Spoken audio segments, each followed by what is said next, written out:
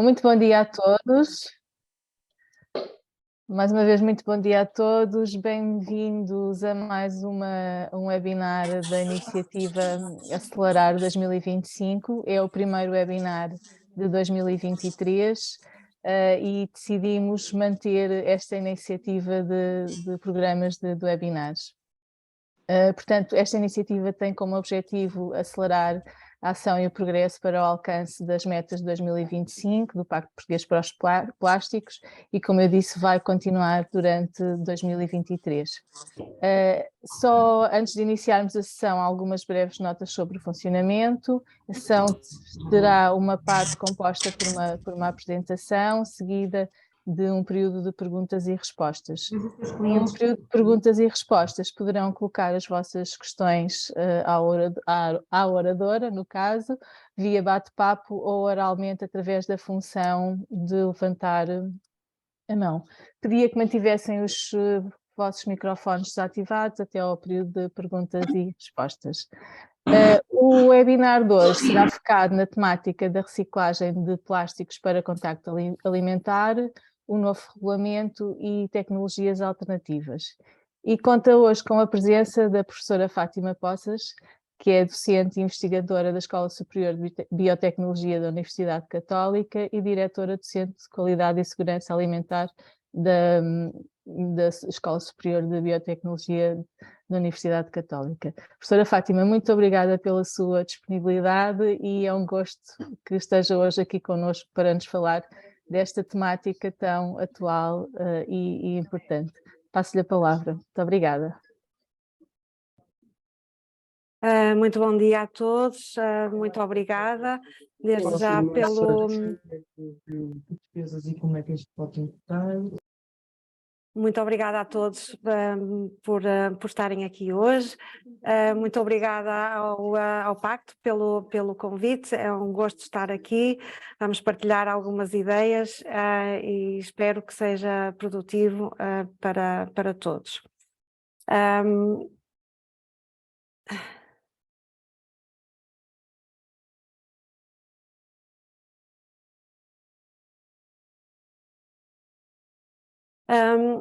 Gostaria de pedir desculpa antes de mais porque eu tenho os slides em inglês, é um bocadinho consequência do trabalho que fazemos e também a nível das aulas, damos sempre as aulas em inglês nesta temática da área da embalagem, mas espero e julgo que isso não seja problema para ninguém.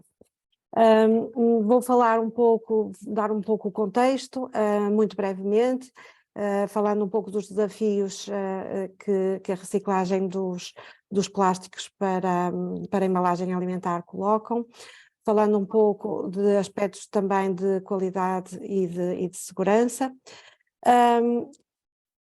Vou tentar explicar com estas duas vertentes porque é que o PET, um material que já é tão reciclado, é diferente dos outros materiais e isso leva-me a falar um pouco porque é que nós precisamos de novas tecnologias de reciclagem e também ao novo regulamento que, como sabem, ele cobre outros materiais e outras tecnologias de reciclagem. E para ilustrar um pouco isso, vou muito rapidamente apresentar um caso de estudo de um trabalho que foi realizado por uma aluna nossa, e então depois sim faço uma introdução ao novo regulamento. Muito rapidamente, esta imagem mostra a footprint dos materiais globais, da utilização e da cadeia dos materiais globais no que diz respeito a satisfazer as nossas necessidades enquanto sociedade.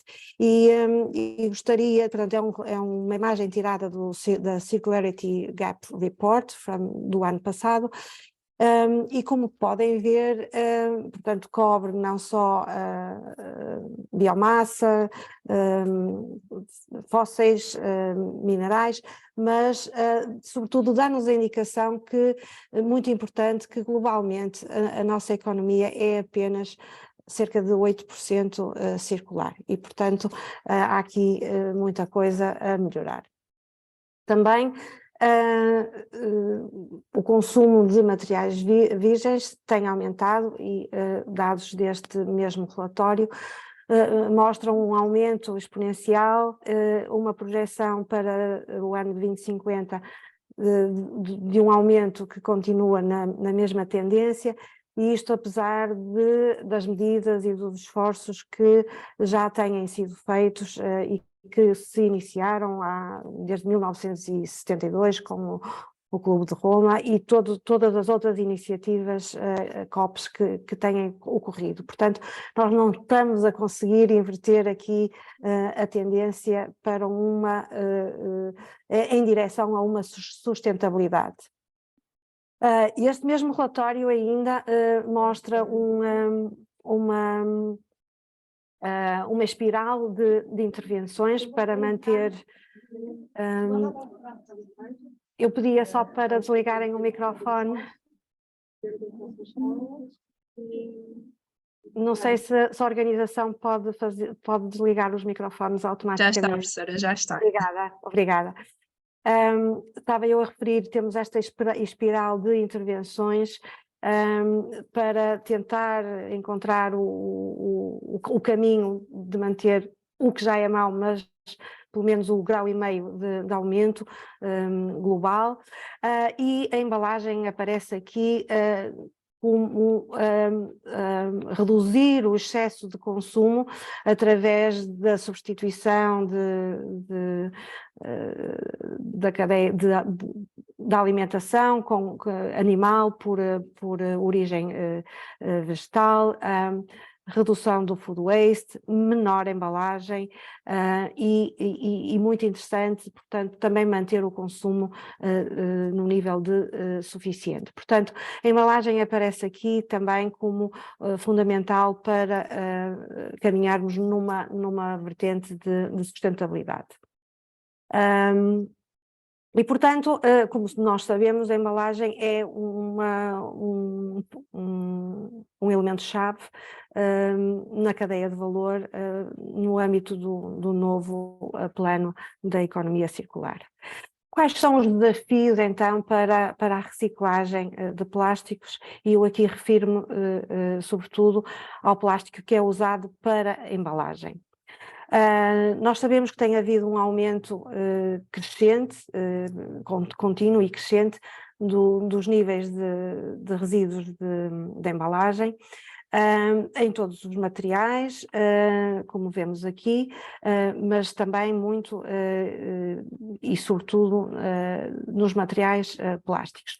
Isto deve-se a um aumento do single use, e aqui do lado direito temos alguns dados sobre aquilo que foi a redução drástica no uso de embalagens reutilizáveis, mas também houve uma redução do tamanho da embalagem, porque o tamanho das famílias, a conveniência, as exigências ligadas a esses aspectos assim levaram, e também as novas tecnologias de processamento alimentar levaram a que cada vez mais haja produtos alimentares embalados. Portanto, isto tudo contribuiu realmente para um aumento grande dos resíduos de embalagem.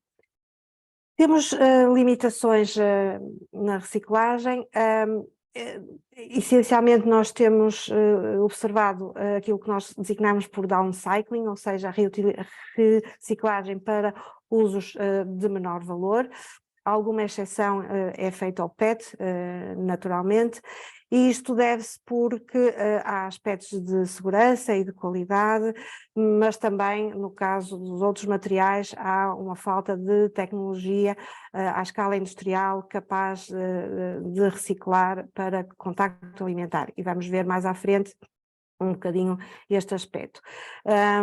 Temos aqui um exemplo do polipropileno, que tem um volume importante, cerca de 20% do plástico, da necessidade em plástico a nível da Europa é em polipropileno, dos quais cerca de 40% é usado para embalagem. No entanto, há muito poucos processos já tratados pela EFSA, por exemplo, ou pela FDA. No caso da EFSA são processos para reciclagem em circuito fechado. No caso do FDA são embalagens para aplicações de menor exigência, digamos assim, em termos de segurança. Quais são esses desafios, quais são essas limitações? Pois nós temos, como sabemos, no caso do PET, eu vou aqui dar exemplos no caso do PET, aspectos do design que dificultam a reciclagem, como as sleeves, as mangas, como diferentes composições de PET, os PETs escuros portanto, pretos ou brancos, opacos, portanto, de uma forma geral. Depois a combinação com outros materiais, metálicos, silicones, que são usados para aspectos ligados à conveniência, normalmente, mas também a mistura de outros materiais como o PVC. Portanto, há dificuldade a nível das substâncias, que também podem estar presentes devido ao uso indevido das embalagens. Temos, naturalmente, ainda falta de eficiência na parte da recolha e no sorting, portanto, na separação do pós-consumo. E agora temos também contaminação cruzada, potencialmente, com materiais que são compostáveis ou biodegradáveis e que podem comprometer também a reciclabilidade dos materiais plásticos normais. Temos baixos níveis de incorporação, mesmo no caso do PET, devido à falta no mercado, aspectos ainda ligados ao consumidor e a uma eficiência baixa, digamos assim, em toda a cadeia. E este relatório da Zero Waste evidencia que, mesmo fazendo uma recolha de 60% do PET, apenas 17% é efetivamente incorporado em garrafas. Portanto, ou seja, temos aqui ainda, é bom que recolhemos 60%, mas ainda estamos numa situação de downcycling em grande maioria, mesmo para o PET, que, como sabemos, é um material por si de excelência para reciclagem. Chama a atenção também que tudo isto tem que ser visto com alguns olhos críticos, não é? Porque a forma como os números são obtidos, há muitas maneiras de fazer as contas e, portanto, é importante também a normalização a nível de como fazer as contas para podermos olhar para os números de forma comparável. Após esta introdução, eu gostaria de particularizar um pouco os aspectos de qualidade e de segurança. Sabemos que temos, agora falando de forma genérica, diferentes substâncias que podem ser preocupantes se migrarem e se forem ingeridas, podem ser contaminantes daquilo que é a matéria-prima para reciclagem. Podemos ter mistura de materiais que são não food contact, portanto, que têm na sua composição substâncias não autorizadas, que podem vir de terceiros, de países fora da União Europeia. Podemos ter contaminantes que são fruto de uso esporádico e incidental, para aplicações indevidas das embalagens que são originariamente para embalagem e que depois são reencaminhadas para reciclar. Podemos ter outros materiais, podemos ter inclusivamente componentes do próprio produto alimentar, da bebida, e que fica retido no polímero, mas também podemos ter resíduos do produto não alimentar, como shampoos, etc. Podemos ter produtos químicos que são usados durante o próprio processo ou resíduos dos produtos que são usados no próprio processo de reciclagem, como detergentes, etc. E finalmente temos a degradação de produtos, do polímero e dos seus aditivos. E tudo isto são, portanto, substâncias que podem estar presentes e que devem ser eliminadas no processo de reciclagem para contacto alimentar. Temos aspectos de qualidade, dando aqui o exemplo do PET, todos sabemos que as propriedades mecânicas degradam. Atualmente, a maior parte dos processos de reciclagem usam processos como o processo de polimerização em fase sólida para, de alguma forma, mitigar esta degradação que se reproduz, que se reflete em perda das propriedades mecânicas. Portanto, o SSP aumenta a viscosidade intrínseca, melhora as propriedades mecânicas e também reduz a contaminação química. Portanto, este processo de reciclagem, apesar de ter efeito em aspectos da qualidade, mas também tem aspectos, também tem impacto em aspectos de segurança alimentar. Portanto, é muito importante. Temos também cor e odor, sabemos bem que são alterados no processo de reciclagem. É muito importante a remoção de contaminantes na cadeia. Por exemplo, hoje é conhecido que pequenas quantidades de PVC residual no processo de recuperação, reciclagem do PET, provoca a aceleração da degradação e a formação, inclusivamente, de benzeno. Provavelmente não conseguem ver, digamos assim, ler completamente este gráfico, mas ele estabelece realmente uma correlação entre a quantidade de cloro presente no PET que provém de PVC, provavelmente, e o teor de benzeno, que, como sabem, é um contaminante de preocupação do ponto de vista da segurança. Portanto, nós temos critérios que devem ser aplicados aos materiais plásticos reciclados e que intersetam muito com os materiais virgem. Posso adiantar que o novo regulamento, a nova versão do regulamento 10/2011 vai precisamente aproximar um bocadinho aquilo que são os requisitos dos materiais reciclados em relação a alguns aspectos que estão neste regulamento. Depois vamos ver um bocadinho mais à frente. Portanto, o material reciclado, seja PET ou seja outro material, tem que ser, a sua segurança tem que ser avaliado, o que implica fazer testes para detectar contaminantes que potencialmente estão presentes, verificar a ausência de alguns contaminantes em particular, algumas substâncias em particular, como o BPA, as aminas aromáticas primárias, os ftalatos, etc., que não são normalmente detectados neste teste que nós referimos de screening e que é de um varrimento a nível dos potenciais contaminantes.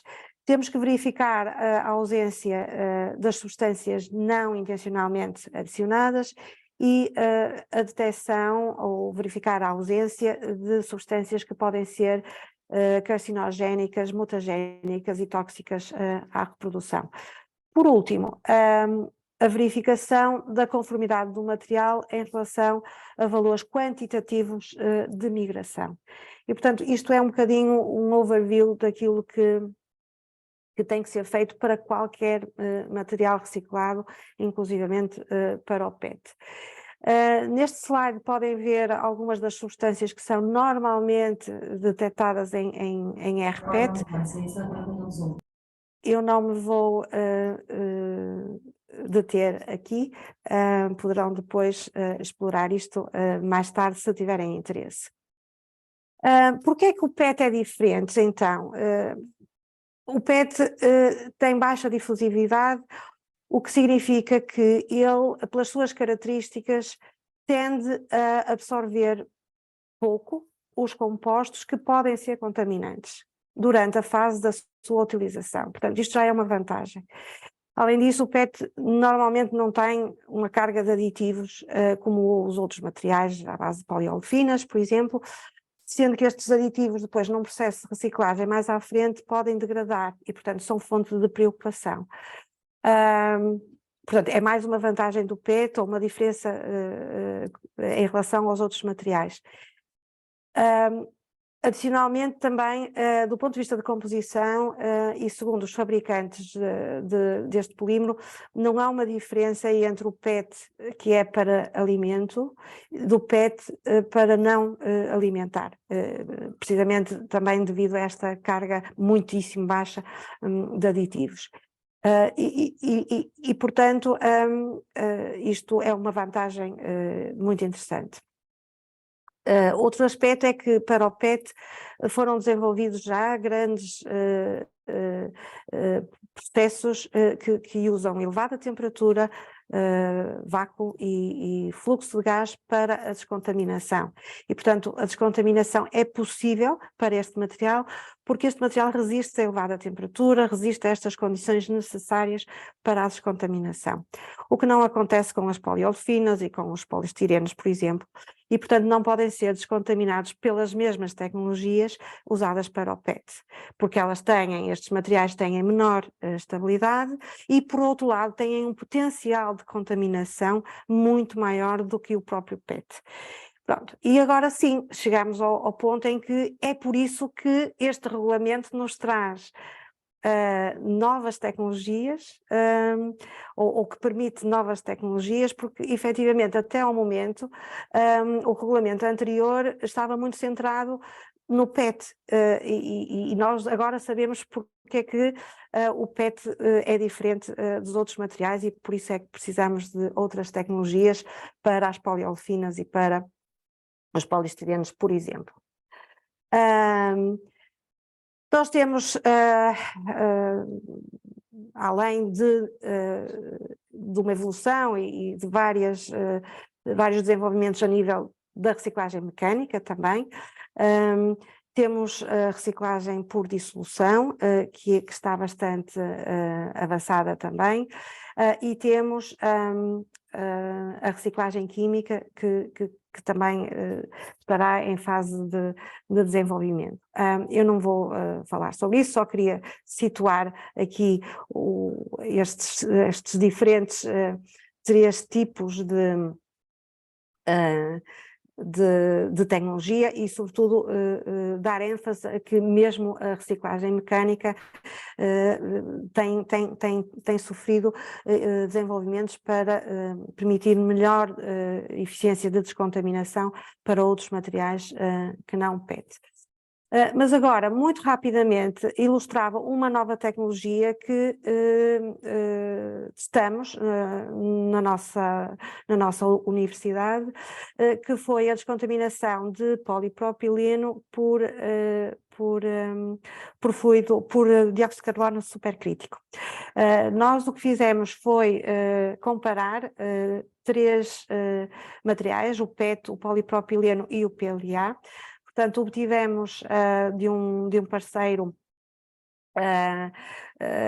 copos obtidos nestes diferentes materiais, e o que nós fizemos foi comparar a performance da descontaminação deste processo nos diferentes materiais. Portanto, seguimos um bocadinho o protocolo que está que neste momento está bem trabalhado para o PET, com adaptações que fizemos para este caso. O trabalho está integralmente publicado, portanto depois não temos aqui tempo, nem o foco é este, portanto é só mesmo para fazer uma contextualização, porque mais uma vez estes aspectos são necessários para o novo regulamento. Portanto, nós obtivemos flakes destas embalagens, fizemos uma contaminação artificial e depois processamos os flakes contaminados no nosso processo de descontaminação e fomos fazer a quantificação desses contaminantes que supostamente tinham sido removidos e calculamos as eficiências do processo de descontaminação. Pronto, este é o nosso sistema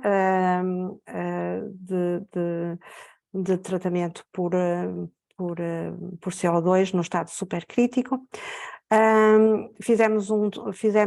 Usamos condições muito suaves, não é? A ideia era entre 60 a 80 graus e fizemos tempos muito reduzidos, também tínhamos flakes de espessura muito baixa e portanto foi para testar e testar comparativamente os dois materiais, os três materiais. Muito rapidamente obtivemos muito bons resultados para o polipropileno, descontaminação à volta de 80%, para uma gama bastante larga de contaminantes, conforme disse, usando condições de processo bastante mild. O material não sofreu alterações a nível sensoriais, nem em termos de migração global.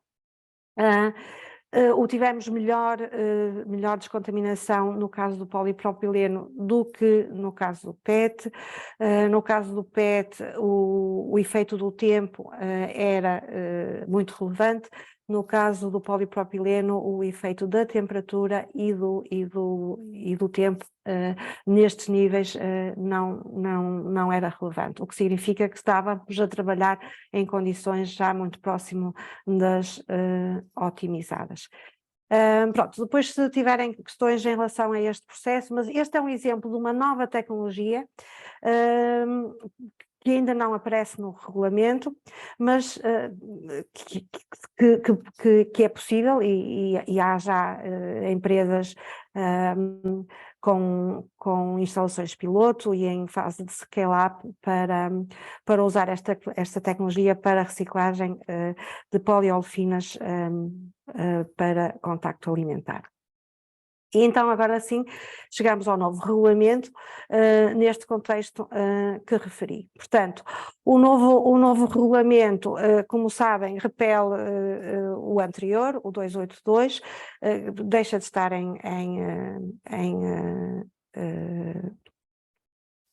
no longer be in force.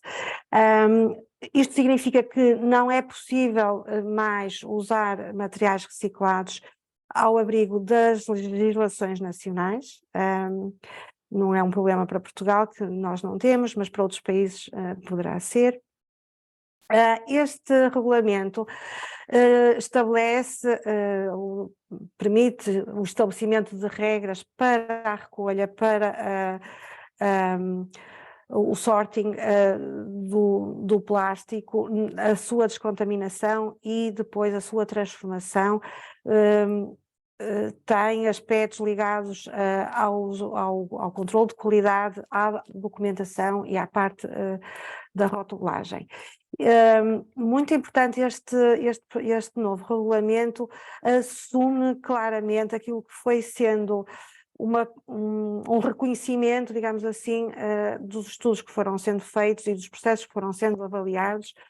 Realmente este regulamento reconhece que o processo de reciclagem tem três partes distintas e que devem ser as três bem elucidadas em todo o processo de avaliação. Portanto, temos o pré-processamento, não é? Portanto, toda a parte de recolha, separação, pré-limpeza, o corte inclusivamente, o processo de descontaminação em si e, portanto, os diferentes elementos de equipamento, dependendo da tecnologia, e a parte de pós-processo também, se é em pellets, se é pré-formas, se é depois produção de filmes, inclusivamente o enchimento e qual o produto alimentar que vai ser cheio nessa embalagem. Portanto, o nível de descontaminação vai depender muito do pré e do pós-processamento. E isto realmente é muito importante que tenhamos isto, porque é uma diferença assinalável em relação à forma de avaliação dos processos de acordo com o regulamento anterior, na minha opinião. Portanto, este regulamento abrange todos os materiais reciclados e as várias tecnologias, portanto não só a mecânica, mas também o circuito fechado, o uso de plástico reciclado por trás de uma barreira funcional e a reciclagem química. Isto também acho que é uma mais-valia, porque as empresas tinham muita dúvida em como tratar o material, por exemplo, atrás de uma barreira funcional. No entanto, este regulamento exclui os processos que levam, processos de reciclagem química que levam ao produto mais básico, mais fundamental e que é usado em primeira análise e em primeira utilização para produzir o plástico. Portanto, quando nós temos uma reciclagem química que vai ao monómero, que vai realmente ao processo, ao monómero que está listado no regulamento 10/2011, nesse caso este regulamento 1616 não se aplica, porque é entendido que essas substâncias devem ter as especificações como se fossem virgens e, portanto, aplica-se então o regulamento normal, o 10/2011. Conforme disse, os materiais reciclados devem cumprir também com os requisitos do 10/2011 e isso vai estar mais claro, digamos assim, na nova emenda deste regulamento que irá sair provavelmente ainda durante 2023. E um exemplo disso é que é considerado que os scraps, os recortes, por exemplo, da termoformação, os resíduos de material virgem e não usado, podem ser considerados ao abrigo deste regulamento e do regulamento das boas práticas e conforme disse, isto vai estar na 17ª emenda, que é então esperada para o final de meados deste ano. Isto também, como tratar estes scraps, estes resíduos, também daquilo que sei, tem oferecido bastantes dúvidas às empresas. Vai haver um registro,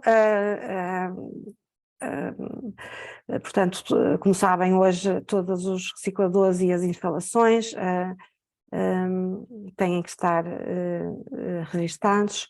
A partir de julho de 2023, portanto é um grande deadline, só os plásticos que contenham materiais reciclados produzidos por uma destas tecnologias consideradas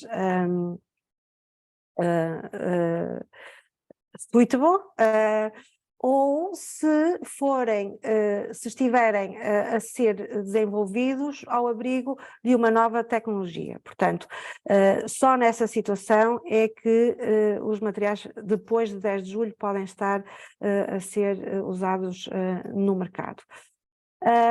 A partir de outubro de 2024, adicionalmente, há uma necessidade de... Não, mas é o anterior.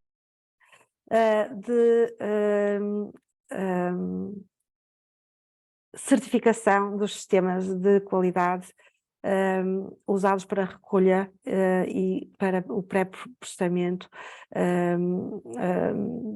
associados aos processos de reciclagem. Isto também é uma exigência que já muitos tinham, mas aqui agora tem um caráter um bocadinho mais formal.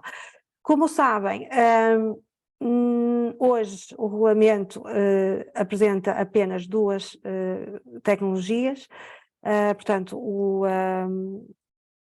a reciclagem mecânica do PET, que requer autorização e vai continuar a requerer autorização individual dos processos, e a reciclagem através de produto que é obtido num circuito fechado ou numa cadeia controlada, e sendo que este requer o uso àquilo que está definido hoje como um recycling scheme, um esquema de reciclagem. Se calhar refiro que, portanto, a nível dos processos para a reciclagem mecânica do PET, aqueles processos que forem recebidos até julho, portanto as notificações forem recebidas até julho de 2023 podem continuar a funcionar até terem uma notificação positiva ou não, portanto até haver uma decisão.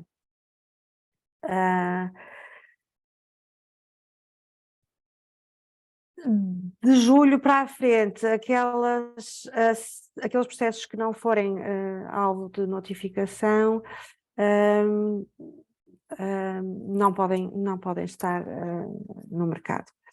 Portanto, eu acho que este slide mostra um bocadinho o timeline para a reciclagem do PET. Portanto, um mês antes da instalação começar, deve haver essa notificação, e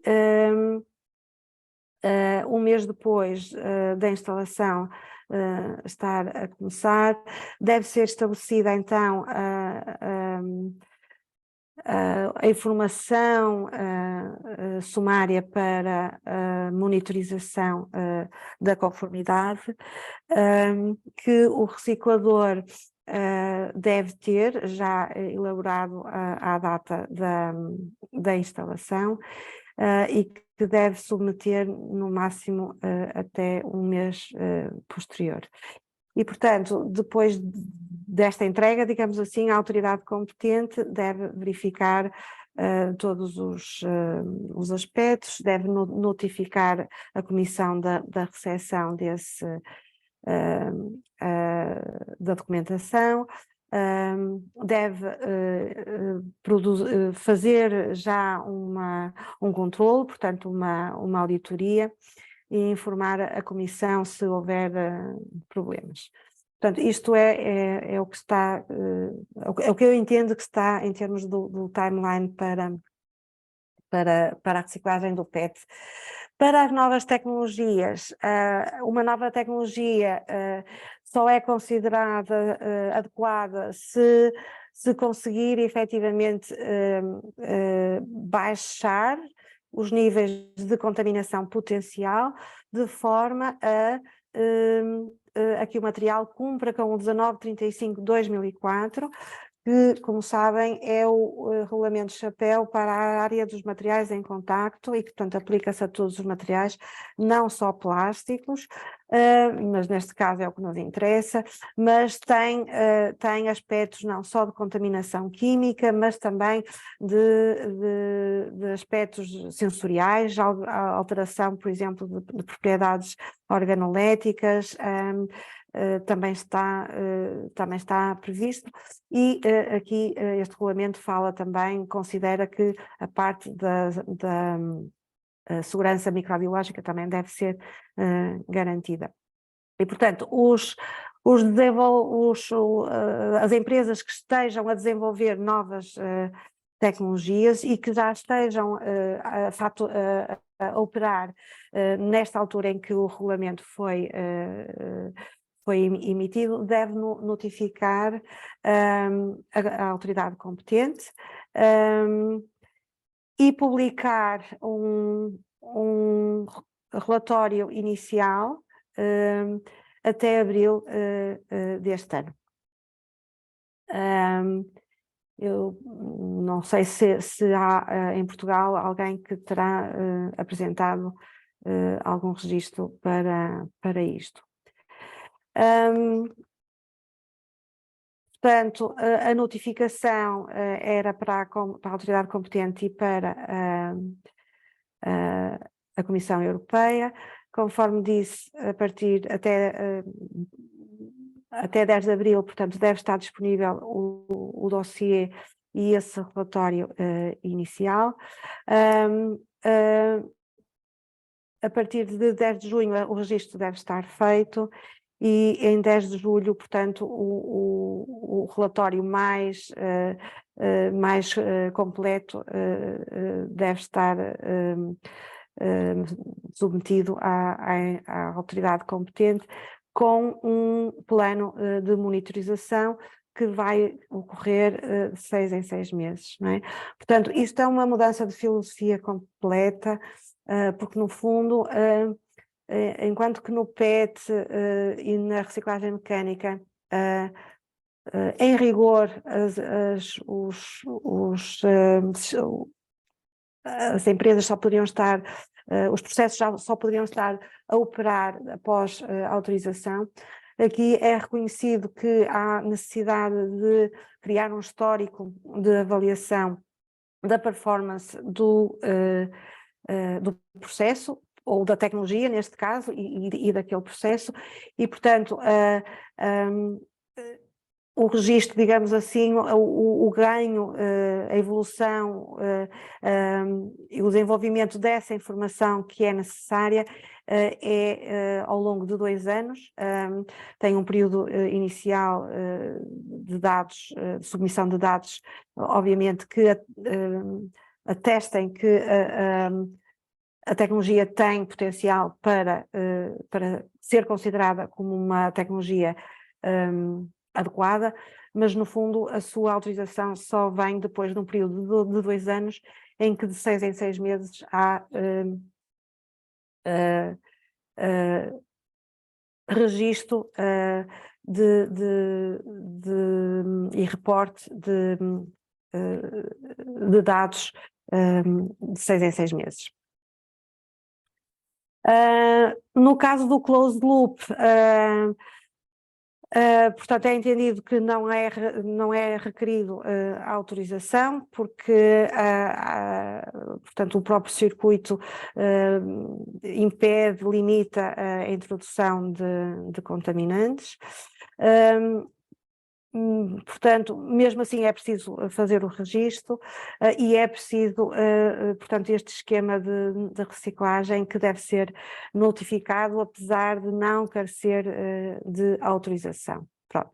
E isto é feito, deve ser feito 1 mês antes do esquema começar a operar.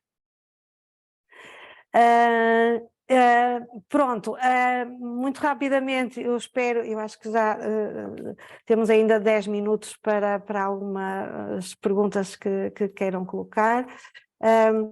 Eu tentei realmente focar aqui os aspectos que são necessários para ajudar a entender um pouco melhor o que está por trás deste regulamento e entender como é que ele funciona, como é que ele vai funcionar, embora claramente haja muitas dúvidas, e sabemos que a Comissão está a elaborar um guia que ainda não está disponível e que não sei quando é que estará, acho que ainda vai demorar algum tempo. Eu terminava só deixando uma nota, um save the data. Nós vamos tratar este assunto um pouco da reciclagem de embalagens no dia 7 e 8 de março, ao abrigo de um projeto europeu que temos. As inscrições vão estar disponíveis em breve.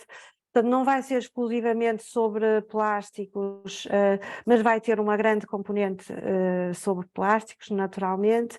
É dia e meio, no primeiro dia vamos ver estas novas tecnologias e depois no segundo dia de manhã vamos ter um painel com as entidades que já estão aqui, portanto a parte académica, mas também outros stakeholders na cadeia dos plásticos de diferentes áreas, para discutir um pouquinho este regulamento e vermos em mais detalhe, vermos questões, dúvidas e esperar que com isso contribui para que realmente haja mais material ou mais embalagens plásticas recicladas.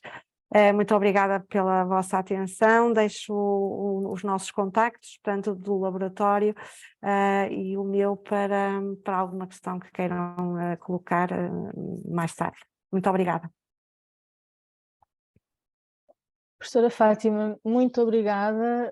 Só para dar nota que este é o webinar com mais participantes de sempre, aqui assim do Pacto Português para os Plásticos, inclusive tivemos aqui algum tempo com pessoas em espera. Também dado nota que este webinar vai estar disponível no canal do YouTube da Smart Waste Portugal, portanto se depois quiserem rever ou até dar indicação a alguém que não conseguiu assistir. Pronto, agora passávamos a um pequeno período de perguntas e respostas. Temos aqui algumas questões, não sei se vamos conseguir ver todas. Posso começar aqui, portanto, Natécia Garrido pergunta: quando falamos de PET como material de excelência, existem diferenças entre PET filme e PET garrafas, ou os circuitos barra facilidade de reciclagem são semelhantes? Portanto, julgo que a questão é a diferença entre o PET flexível e o PET rígido. Sim, eu julgo que há diferenças, não é? Portanto, em termos de volume, começa logo, portanto há mais volume de PET em garrafas do que em PET de tabuleiros, não é? O PET em tabuleiros muitas vezes está associado a outros materiais, ainda que de forma em camada mais ou menos fina, não é? Mas, portanto, depende um bocadinho. Mas mesmo não indo a esse aspecto de termos outros materiais como o polietileno e EVOH, nós temos características e especificações em termos de viscosidade intrínseca, por exemplo, diferente, e portanto há diferenças efetivamente no potencial de contaminação e depois no processamento. E nós vemos isso no laboratório, quando analisamos uns flakes de PET que vêm de tabuleiros, vemos alguns componentes que normalmente ou vemos alguns componentes em maior quantidade do que esses componentes que estão presentes no PET, nos flakes de garrafas também. Obrigada. Temos aqui uma segunda questão que diz: no caso da descontaminação do PP com CO2 supercrítico, se testou a remoção de cor? Não, essa é um excelente ponto. Esse muito excelente porque realmente há uma falta muito grande de trabalho nessa área e é um ponto que às vezes as empresas não estão atentas. Porque o facto de ter cor tem pigmento, o pigmento pode degradar com os processos normais, não é? Portanto, o uso de uma nova tecnologia para remover pigmento é muito, muito, muito necessário. Mas não, efetivamente não. Conforme mostrei, nós usamos copos supostamente de single serve até, não é? Portanto, copos de bebidas para uso em festas e assim, e aqui a ideia foi mesmo testar o processo em termos de contaminantes químicos que não eram coloridos. Muito bem. Mais uma questão. Segundo o Regulamento 2022-1616, existe alguma possibilidade de usar plástico reciclado revestido por uma barreira, por exemplo, 2 milímetros de PET? Sim. O uso de plástico reciclado atrás de uma barreira funcional, o que é assim, é possível, não posso dizer se 2 milímetros é suficiente ou não. Parece-me uma espessura bastante elevada, considerando a área em que eu trabalho, que são embalagens. Para outras aplicações, eventualmente fará mais sentido. Mas, portanto, este regulamento também abre a possibilidade, digamos assim, e a necessidade, não é só a possibilidade, é a necessidade de comprovarmos que a barreira funcional existe, que a barreira funcional funciona. E é preciso, portanto, fazer alguns testes para dizer que a barreira funcional funciona. Pronto. O critério hoje é que uma barreira funcional funciona se evitar a migração de compostos que estejam atrás a um nível muito baixinho, que são 10 ppbs. Mas essa migração através da barreira funcional depende do contaminante que eu tenho do outro lado. Se eu tiver um contaminante com um peso molecular baixo que migre rapidamente, eu posso precisar dos 2 milímetros. Mas se eu, à partida, souber que não tenho esses contaminantes, só tenho contaminantes mais pesados e que, portanto, não migram tão facilmente, a barreira funcional, eventualmente, até poderá ser suficiente só 1 milímetro. Ou seja, mais uma vez, é aquilo que eu expliquei a páginas tantas, é que o pré, de onde vem, é muito importante também, portanto, a origem do material e a caracterização dessa origem é muito necessária para percebermos os requisitos que temos que ter no nosso processo, sendo que isto também se aplica às especificações da barreira funcional. Portanto, a espessura de barreira funcional depende do potencial de contaminação que eu tiver atrás. Está bem? Agora, em regra, por exemplo, muitas vezes perguntam-me, eu posso pôr X milímetros de um polietileno, já é barreira funcional. O polietileno só poderá ser barreira funcional em espessuras extremamente elevadas, porque ele é um material com uma difusividade muito elevada. Portanto, o PET sim, o PET, conforme expliquei, tem uma difusividade muito baixa e, portanto, poderemos ter necessidades de espessuras diferentes, mas conseguimos chegar lá, em princípio, com o PET. É um ninho. Muito bem. Ora, mais uma questão. O guia de que falou irá clarificar os requisitos de um sistema de reciclagem em ciclo fechado? Percebe-se que é um sistema business to business, mas depende do setor. Poderá ser mais fácil ou difícil de garantir a não contaminação? Onde haverá informação? Sim, eu julgo e espero, sinceramente, que esse guia traga um pouco de luz sobre o que é que pode ser considerado ou não este closed loop, este circuito fechado. Também sei que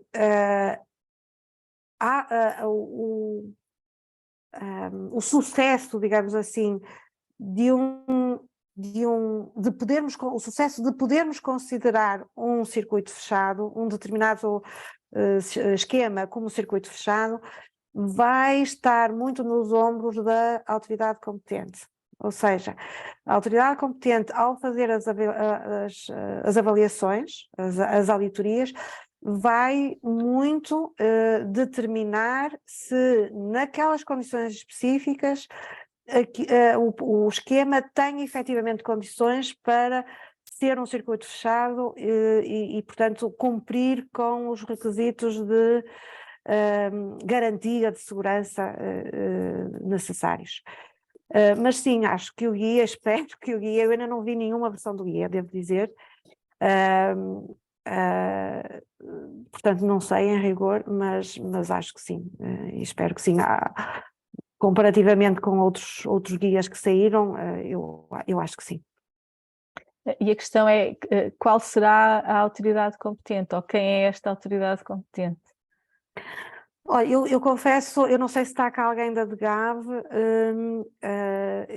eu acho que vai estar por aí, não é?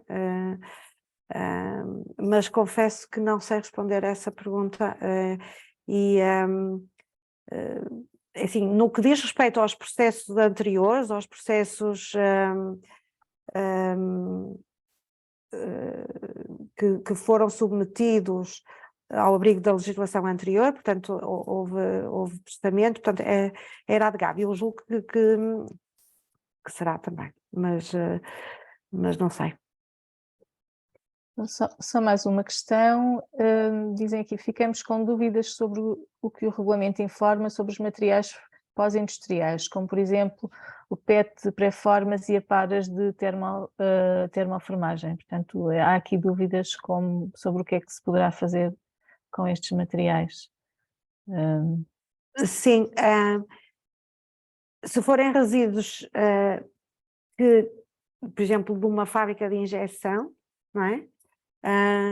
Eles podem ser reincorporados ao abrigo do 10/2011, é isso que está previsto, ou seja, eles nem sequer são considerados no regulamento 1616, porque estão limpos.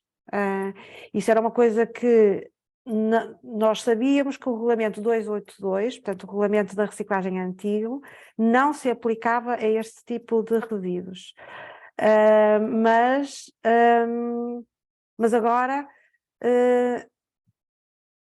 talvez ainda não esteja 100% claro, porque isto é informação um bocadinho que nós vamos tendo acesso, porque acompanhamos diferentes grupos, não é? Mas o que está a acontecer é realmente um aproximar dos requisitos do regulamento 10/2011, que é aquele dos materiais virgens, do outro, do regulamento 1616. E o que está pensado é que esta nova alteração, acho que eu não sei se é já a próxima ou se já está uma que até já terá saído, mas será a seguinte. Portanto, já vai esclarecer isso. Esse tipo de resíduos pode ser tratado do ponto de vista legal ao abrigo do 10/2011, ou seja, isso significa que pode ser incorporado diretamente. Okay. Muito obrigada, professora, e muito obrigada a todos os presentes. Muito obrigada. Este webinar excedeu as nossas expectativas e vamos procurar continuar a acompanhar este tema, e certo que no futuro voltaremos a ele. Se tiver só mais um minuto, estava a aparecer. Não, são umas palminhas, pensava que era uma palminha. Okay. Obrigada a todos. Muito obrigada a todos e aguardem notícias dos próximos webinars do Pacto Português para os Plásticos. Muito bom dia e muito bom dia a todos. Obrigada. Obrigada. Bom dia, obrigada. Bom dia, obrigado.